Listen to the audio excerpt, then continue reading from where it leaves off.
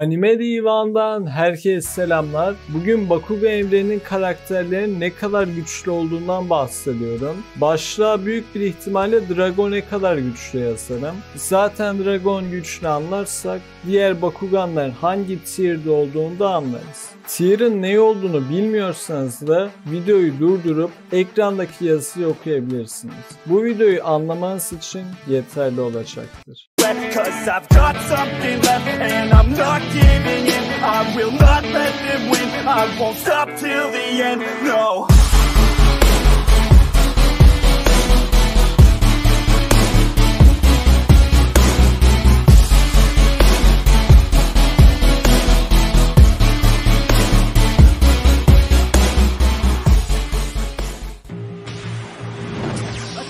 Savaş! Kalk Drago! Normal Dragon tier'i H7C yani büyük kasaba seviyesidir. Bunun kanıtı ise büyük kasırgalar yaratabilen bir Ventus Bakugan'dan daha güçlü olması.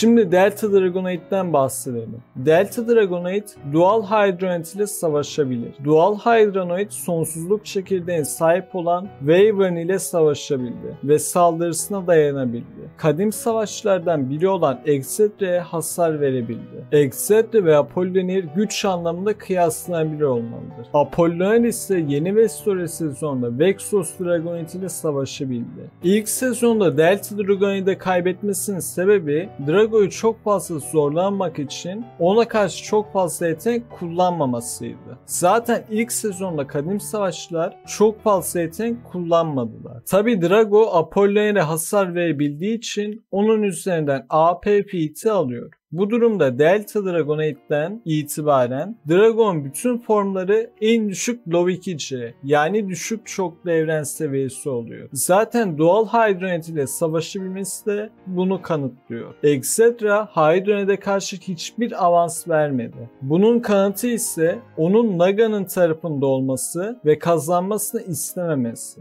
Tabi Masquerade orada Excedra'nın yeteneğin zayıf noktasını çözmeseydi Hydronoid o maçta Excedri'yi yenemezdi. Aynı şekilde Excedra ikinci sezonda kullandığı gücü 400 arttıran kart kullansaydı yine Hydronoid kazanamazdı. Üstün Dragonoid'den bahsedecek olursak Drago bu formundayken Alpha Hydronoid'i zar zor yeniyor. Masquerade ise Alpha Hydronoid'in Wyvern'ı yenebileceğini düşünüyor ve Joe'ya bir maç daveti sunuyor. Wyvern için Bakugan Wiki'de neredeyse yenilmez deniliyor. Büyük bir ihtimalle Wyvern sonsuzluk çekirdeğine sahip olduğu için yine kazanırdı. Ancak öncekine göre daha çok zorlanır. Üstün Dragonoid Wyvern'ı öldürmeyi başarıyor. Tabi Wyvern'ın kendisi bilerek öldüğü için Dragon'un onu yok edebilmesi onun gücü için bir başarı olmayabilir. Yine de Wyvern dayanıklılığını düşüp düşürmediği bilinmiyor. Bu yüzden bunu kanıt olarak kullanamayız gibi. En azından Delta Dragonoid'den güçlü olduğu için üstün Dragonoid'de düşük çoklu evren seviyesi olmalı. Al Drago. Sonsuzluk çekirdeği artık senin.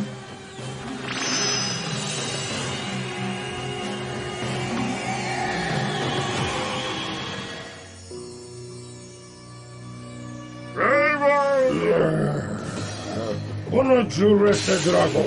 Sen olmasaydın sonsuzluk çekirdeği benim olacaktı. Yeter Naga.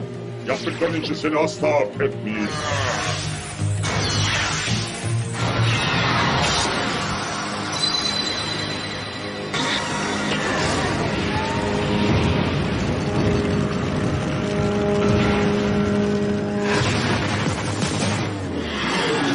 Infinity Dragonoid kesinlikle düşük çoklu evren seviyesidir. Yani bu formdan önce gelen formların daha düşük bir seviyede olduğu iddia edilebilir. Ama bu formu düşük çoklu evren seviyesinin altı olamaz. Çünkü Drago bu formundayken Naga'yı yeniyor ve Naga'nın sessizlik çekirdeğini de kendi içine alıyor. Naga'nın gücünden bahsedecek olursak Vestoria evreninin dokusunu manipüle edebildiği, aynı zamanda galaksi büyüklüğündeki nitelik alemlerini kolaylıkla birleştirebiliyor. İki ayrı evren gelişigüzel bir şekilde bir araya getiriyor. Bu formda Infinity Drago'ya zarar verebilir. Bu saydığım güç başarıları Naga'yı düşük çoklu evren seviyesine ölçekliyor. Şimdi Drago'nun arkadaşlarının güçlerinden bahsedelim. Infinity Drago, Naga'nın Paladin askerleri tarafından hasar alıyor. Paladinler Dragon saldırısına dayanabiliyor. Bu Paladinler Naga tarafından güçlendirilmiş karakterler. Paladinler ise Dragon'un arkadaşları tarafından yok edilmiştir. Bir Bakugan yok edebilmek, bir Bakugan yenmekten daha büyük bir güç başarısıdır. Bu durumda Pireas, Tigrera, Skyrus, Gorem ve Alpha Ironite'de düşük çoklu evren seviyesi olur. Ayrıca Paladinleri yaratan kişi olan Helgi, Hydronoid'i görünce korkuyor. Wiki'de Drago ve Naga'nın eşit dövüştüğü ve Helgi'nin durumu değiştirmek için Paladinleri kullandığı söyleniyor. Yani Paladinler olmadan Naga'nın Drago'yu yenemeyeceğini düşünüyor. Neo Dragonite ise eskisi kadar güçlü değil ama bu formda düşük çoklu evren seviyesidir. Bunun kanıtı ise Viper Helios'u yenebilmesidir. Viper Helios, Blade Tigrera'yı çok rahat yeniyor. Blade Tigrera ise ilk sezonda Paladinlerden birisini yok edebildiği için düşük çoklu evren seviyesidir. Neo Dragonite Percival ile savaşmış ve bu savaşın sonucu beraberlikle bitmiştir. Bu durumda Percival ve ondan güçlü olan Bakuganlarda düşük çoklu evren seviyesidir. Yani Eliko, Altair, Brontes, Hades, Vulcan, Nemus, Elfin, Ingram, Boreates, Makubas gibi Bakuganlar düşük çoklu evren seviyesidir. Darkus Max Spider, Hydroid'i yendiği için düşük çoklu evren seviyesidir. 3. ve 4. sezon Bakuganları genel olarak 2. sezon Bakuganlardan güçlüdür. O yüzden onları anlatmama gerek yok gibi. Nasıl daha güçlü diye sorarsanız şöyle anlatayım. Dragon'un çok daha güçlü formlarıyla savaşabiliyorlar. Bu yeterli bir kanıt.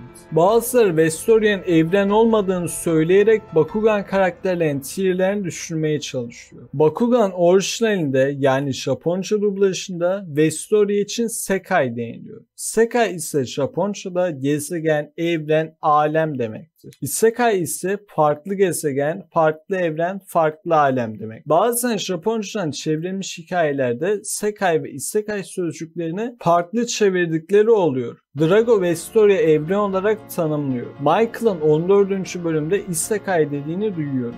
Tabi İngilizce çeviride bunu farklı dünya diye çevirmişler. Michael gittiği yerin tam olarak ne olduğunu bilmediği için farklı alem demesi daha doğru. En bilge Bakugan olan Laohu ya da bizim dublajdaki adıyla Nova Lion birkaç kez evrenden bahsetti. Naga'nın evrenin merkezinde olduğunu söylüyor. Aynı şekilde Dragon'un evreni kurtarmasını istiyor. Yani en bilge Bakugan dediği için evren olma ihtimali çok yüksek. Wiki'de Naga'nın evreni salladığı söyleniyor. Aynı şekilde Naga evrenin merkezindeyim diyor. Yani buradan iki çekirdeğin evrenin merkezinde olduğunu anlıyoruz. Yeni Vestoria sezonunda Drago çekirdeğin gücünü kullanırsa Vestoria'nın zarar göreceği söylendi. 18. bölümde Drago, Spectra tarafından çekirdeğin gücünü kullanmaya zorlanıyor. Çekirdeğin gücünü kullanınca Vestoria'ya zarar verdiği görüntüler orijinalde gösterildi. Ancak Avrupa versiyonunda bölümün süresini kısaltmak için bu sahneleri silmişler. Burada sadece gezegen değil, aynı zamanda kadimlerin olduğu yerde zarar görüyor. Kadim savaşlarda çekirdeğin olduğu yerde, yani evrenin merkezinde. Bu durumda Dragon'un gücü evreni bile etkiliyor. Yani yeni Vestoria bir evren ve bu evrenin içinde Bakuganların yaşadığı bir yer var. Bu yerde Bakuganların yaşadığı gezegen oluyor. Luminio Dragonite Kodev tarafından durdurulmasaydı evreni ikiye ayıracak. Luminio Drago ve Lumino Drago'dan daha güçlü olan bütün Drago formları kesinlikle düşük çoklu evren seviyesi olur. Bu bilgiyi ilk sezon için kabul etmeyenler belki olur diye verdim.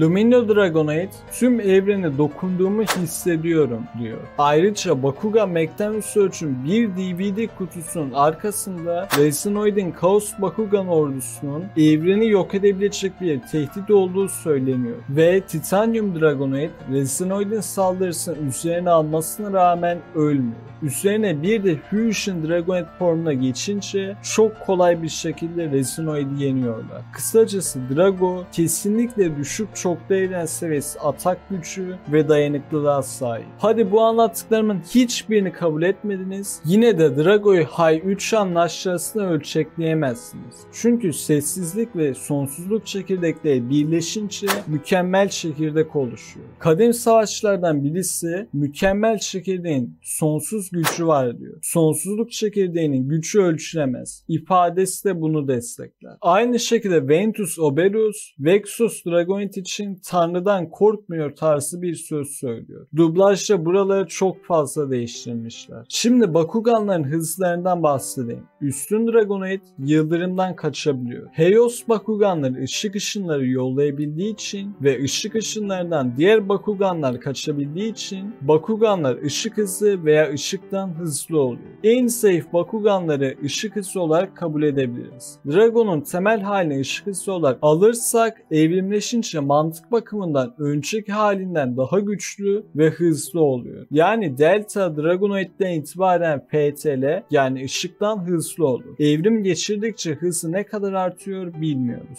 Bakuganların dayanıklılıklardan bahsedecek olursak düşük çoklu evren seviyesi dayanıklılığa sahip olduklarını söyleyebilirim. Çünkü serideki birçok karakter Dragon'un saldırısına dayanabiliyor. Eğer ki kimse Dragon'un saldırılarına dayanamıyor olsaydı o zaman durum değişirdi. Paladinler Dragon'un saldırısına dayanabiliyor. Paladinlerden dayanıklı olan bütün Bakuganlar düşük çoklu evren seviyesi dayanıklılığa sahip olur. Bakuganlar sahip olduğu Hux'ları ekrana koyuyorum. Dragon'un Vexus halinde Diagonus X yeteneği var. Bu yetenek iptal edilmediği sürece Dragon'un gücü her zaman rakibinin üzerinde olur. Tabi Drago birinci kademeden tier'a sahip kişilere karşı bu yeteneği kullanamaz. Yani bu yetenek ile en fazla tier'i ikinci kademede olan karakterleri yenebilir. Dragon'un karşısında Yuhabaha gibi Hux silebilen bir karakter varsa bu yetenek bir işe yaramaz. Zaten Apollonier kendi yetenek kartı ile bu yeteneği iptal etti. Naga'da zihin manipülasyonu aksı var. Bakugan karakterlerin güçlerini öğrendik. Şimdi bakalım Bakuganlar hangi kurgusu evrenlerin karakterlerinden güçlü? Benten'i birçoğunuz biliyordur. Biz küçükken hep Benten ve Bakugan arasında bir kıyaslama, bir karşılaştırma vardı. Hatta çok iyi hatırlıyorum Oyun Skor adlı sitede Benten vs Bakugan penaltı oyunu vardı. Aynı şekilde birbirlerine ok attıkları oyun ve boks maçı oyunu da vardı.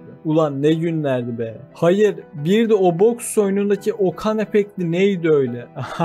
Benten de uzaylı X dışındaki bütün Benten uzaylılarından güçlü. Şu aralar Chrometaş ve Feedback'in Dovbirçi olabilmesi konuşuluyor. Drago, Weibik ve Atomix'ten net bir şekilde daha güçlü. Genel olarak Bakuganların güç seviyesini özetleyecek olursak Paladinler ve onlardan güçlü olanlar düşük çoklu evren seviyesi, hız olarak da en az PTL karakterler var. VSB'de MPTL Plus almışlar ama sebebini bilmiyorum. Birinci sezon finalinde henüz çekirdeğe dönüşmeden önce evrende çok hızlı bir şekilde hareket ediyor. Belki sebebi bu olabilir. Drago, Naruto ve One Piece karakterlerinden güçlü. Benten evrenindeki karakterlerin %90'ından güçlü. League of Legends karakterlerinden Kindred ve Aurelion Sol gibi ölümsüz olan karakterleri yenemez. Çünkü Drago'da varoluştan silme özelliği var mı bilinmiyor. O yüzden yok olarak alınıyor. Yani Aurelion Sol'den tier olarak daha yüksek olsa bile ona karşı yenilebilir. Aynı şekilde Bleach'teki Aizen ve Geralt gibi ölümsüz karakterleri ve Yuhabaha gibi Hux'den karakterleri yenemez. Bu videoyu yapmam için Japonca bölümleri bayağı bir araştırmam gerekti. Yani sizlere kanıtsız video yapabilirdim ama yine de kanıtlarını merak edenler illaki olur diye ayrıntılı yapmak istedim. Artık video hoşunuza gittiyse bir beğeni bırakmayı ve yeni anime videolardan haberdar olmak için kanala abone olup bildirimleri açmayı unutmayın. Çoğu kişi bildirimleri açmadığı için videoları görmüyor. Ana sayfaya da çıkamıyoruz sanırım. Neyse kendinize çok iyi bakın. Görüşmek üzere.